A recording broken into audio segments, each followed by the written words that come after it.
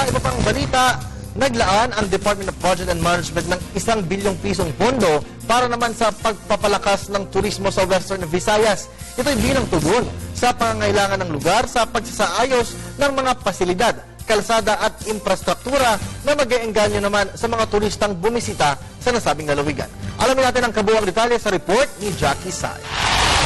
Itinutulak ng pamahalaan ng turismo sa bansa, kung kaya't naglaan ng 1 bilyong piso ang Department of Budget and Management sa Western Visayas mula sa kabuuang 12 bilyong pisong pondo nito. Ito ay upang matugunan ang pangangailangan sa mga infrastruktura, pasilidad at kalsada na mapapakinabangan at maghahatid sa mga tourist spots. Dahil dito, bumuo na ng Tourism Cluster ang Department of Tourism upang masimulan na ang mga consultations mula sa iba't ibang probinsya at lungsod ngayong buwan ng Agosto. Kabilang sa mga inaasahang dadalo at mag-aambag sa konsultasyon ay ang mga kinutuwa ng lokal na pamahalaan at ng DILG.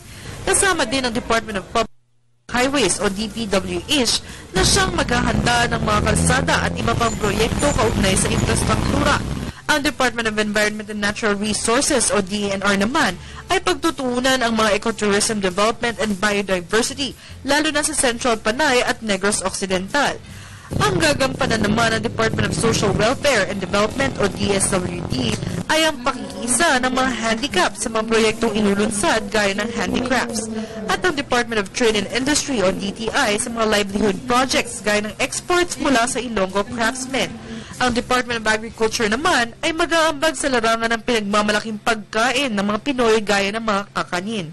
Nakiisa rin ang Technical Education and Skills Development Authority o TESDA sa pamamagitan ng Skills Training Program for Standards na kaugnay sa International Standards Council at ng Philippine National Police o PNP sa paghahasa ng mga pulisya sa pagpapanatili ng mapayapa at siguradong seguridad sa bansa, lalo na ng tourism areas. Hindi magpapahuli ang Department of Labor and Employment o DOLE sa pagtitrain ng mga manggagawa at masiguradong industrial peace sa Pilipinas.